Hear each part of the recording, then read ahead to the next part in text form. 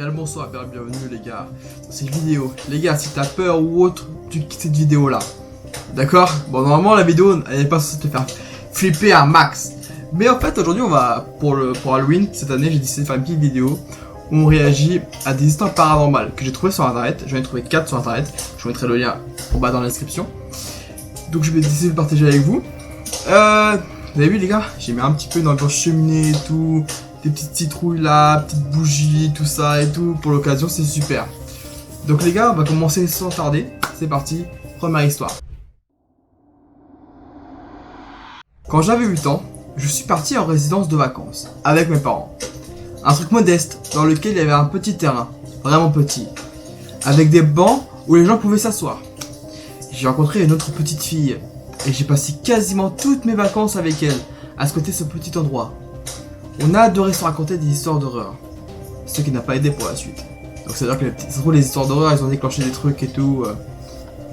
Un soir, nous étions toutes les deux, et nous avons fait la rencontre d'un petit garçon, avec qui nous avons passé la soirée. Je me souviens qu'on écrasait des pignons de pain, rien d'extraordinaire. Il nous avait même montré du doigt la petite résidence où il dormait. Régulièrement, la lumière qui éclairait notre petit carré se coupait. Il fallait la réenclencher. Alors donc à un moment j'y suis allé. Et là les gars, sauf que là, quand la lumière fut allumée, le petit garçon avait totalement disparu. Étrange quand même. Les 10 premières minutes, nous pensons qu'il rigolait, et on le cherchait sans trop s'inquiéter. Puis le temps s'est éternisé et le petit garçon ne réapparaissait pas. Ah c'est chelou hein. Nous avons commencé à vraiment prendre peur, surtout que la lumière continuait à se couper régulièrement. Je ne sais plus dire combien de temps nous avons passé à l'attendre, la terreur était totale, et nous sommes rentrés vite fait. Le lendemain, on a tenté d'aller voir où était censé habiter, dans la résidence, mais cette maison était totalement inoccupée. C'est bizarre. Donc ensuite, ouais, donc en gros, le gamin il a disparu et tout, et la maison il disait où il vivait, bah, elle était pas occupée. Ensuite, plein de trucs bizarres se sont passés en général pendant ces vacances. J'ai même fini par me demander si tout ça avait vraiment eu lieu. Mais quelques années plus tard, la fameuse petite fille m'a retrouvé sur Facebook. Il y a eu des premières choses qu'elle m'a dit, c'était « Tu te rappelles du petit garçon qui a disparu ?» Donc là, si on fait un topo, excusez-moi, j'ai peut-être bégayé pendant que j'ai raconté l'histoire. En gros, si on comprend bien l'histoire, le petit garçon, ça aurait été comme un esprit ou un fantôme. En fait, il n'existait pas depuis... Enfin, il existait mais en fantôme. Et je pense qu'il a dû peut-être mourir à cet endroit-là et du coup... il hante ces endroits, ce lieu-là quoi. C'est bizarre cette histoire. Enfin bon.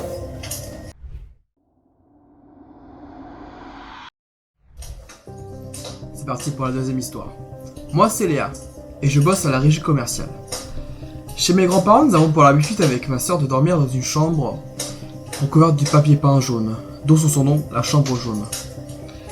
Personne n'a jamais trop su pourquoi, mais ma frangine et moi n'avons jamais aimé dormir dans cette chambre. En fait, on y a carrément peur, sans jamais pouvoir s'expliquer pourquoi. Elle est normale cette chambre, mais on ne s'est jamais senti bien. Ça nous est déjà arrivé à tous, ces histoires comme ça, où genre t'as une pièce qu'on n'est pas trop... Moi je sais que ça m'est déjà arrivé, et franchement c'est flippant, c'est vachement flippant. Et tu sais pas pourquoi, hein, t'as beau chercher pourquoi et tout, tu dis pourquoi en fait on a peur de cette pièce. Et voilà.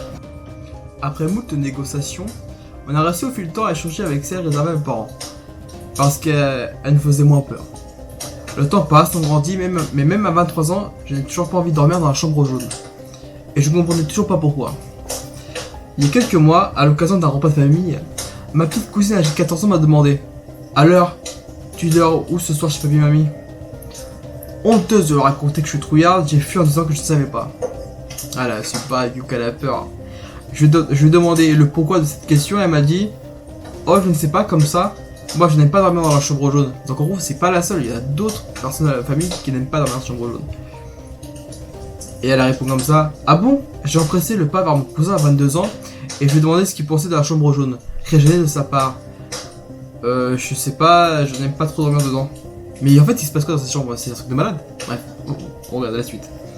Bon là, qu'est-ce qui se passe, wesh? Alors je suis allé voir mes parents, leur expliquant la situation. Ils m'ont répondu le plus naturellement du monde. Ah, c'est peut-être qu'avant un médium habitait dans la maison. Peut-être que son bureau devait être dans cette pièce.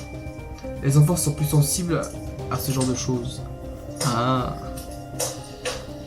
Ah ouais, donc en gros, c'est bizarre.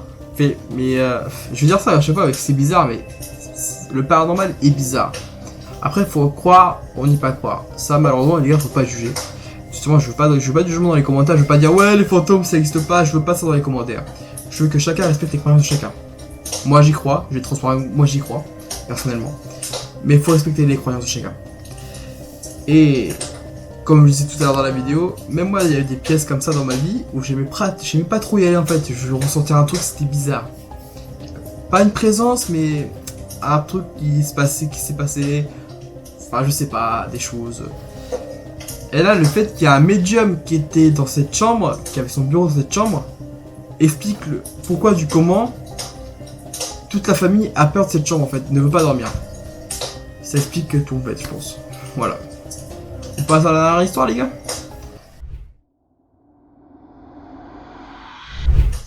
Dernière histoire. À l'âge de 16 ans, j'ai fait ma maline à vouloir faire du spiritisme. Alors ça, les gars, c'est un truc à ne pas faire. Le spiritisme, il faut savoir le faire. Parce qu'on sait pas ce qui peut arriver. En vrai, ça peut vraiment marcher. Et après, on est dans la merde. Donc, on continue. J'ai voulu faire du spiritisme avec des copains. Et j'avais lu partout qu'il fallait pas rigoler avec ça. Vous avez vu ce que j'ai dit? Ouais, c'est pareil. Mais ces préventions ne me font pas peur. Hop. C'est comme ça que nous nous sommes retrouvés, des potes et moi, un samedi soir, autour d'une planche de Ouija, à invoquer les morts. Je priais alors pour que ce soit ma grand-mère maternelle qui vienne et il se trouve que c'est son nom qui a été dicté par le verre sur notre table. Wow, mais n'empêche, ça c'est flippant quand même. Je me suis leur avoir demandé si tout allait bien, si elle était heureuse là où elle était et si elle voulait me dire quelque chose. À chaque fois, le verre se dirigeait paisiblement vers le oui. Assez naturellement, je lui ai demandé si je pouvais partager ces informations avec ma mère. Et là, le verre s'est dirigé avec une force incroyable vers le non. Il a un peu bougé, puis est retourné vers le non. Puis encore un peu de mouvement, puis le non de nouveau. Alors j'ai demandé de quoi elle voulait me parler. Et la bougie que nous avions allumée pour nous éclairer s'est éteinte d'un coup. Oh. Ah ouais, donc en gros, noir total. Et à soi-disant ta grand-mère qui apparaît dans ta pièce. C'est flippant, c'est flippant. Moi j'aurais flippé, je pense que je me serais chié dessus carrément. À ce moment-là, on a tous vraiment eu peur et hurlé. Et après avoir rallumé la lumière et repris nos esprits, on a décidé de s'en arrêter là. Cette nuit-là, je dormais chez les amis, j'étais mort de trouille. Je me suis réveillé plusieurs fois en ayant vraiment l'impression de voir ma grand-mère au pied de mon lit, me fixant. Le lendemain, au réveil, j'ai vu que j'avais reçu plusieurs appels manqués de ma mère, qui avait fini par m'envoyer un SMS glaçant. Ma fille, dans SMS elle dit comme ça, ma fille, je suis très triste parce que ta grande-tante est morte. La sœur de ma mamie est décédée, était morte assez brutale la nuit qui a suivi ma séance de spiritisme. En gros, après la séance de spiritisme, elle a parlé de sa tante qui est morte. Je vais pas y aller par 4 chemins, ça m'a totalement vacciné de la pratique du spiritisme et je n'ai jamais réessayé après ça. Wow, bah tu m'étonnes que tu réessayes pas après ça. Moi j'essaie pas tout court comme ça, c'est mieux. Moi j'essaie pas tout court comme ça, c'est clair.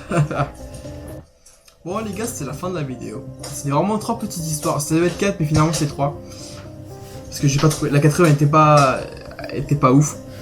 Mais voilà. Je sais pas si vous avez kiffé ce genre de petite vidéo. C'était vraiment une petite vidéo. Je pense que ça aurait à peine 10 minutes. Mais c'était cool, c'était pour Halloween et tout. J'ai fait une petite ambiance comme vous avez dit avec la cheminée. C'est ma première vidéo comme ça, vraiment avec une petite ambiance et tout. Je pense que je vais m'améliorer un petit peu sur les prochains épisodes. Parce que je pense qu'il va y avoir des prochains épisodes. Si vous voulez des prochains épisodes, vous mettez dans les commentaires. Et je veux savoir si vous avez vécu un peu des histoires, un peu comme dans les histoires qu'on a pu lire. Vous avez rencontré des esprits comme ça qui ont disparu et tout. Ou alors fait des séances de spiritisme avec des tables de Ouija et tout. Ou alors s'il y a une pièce comme ça que vous avez peur. Racontez-moi un peu tout dans vos commentaires. Toutes les histoires que vous avez pu faire et tout. Je prends très certaines pour faire une vidéo.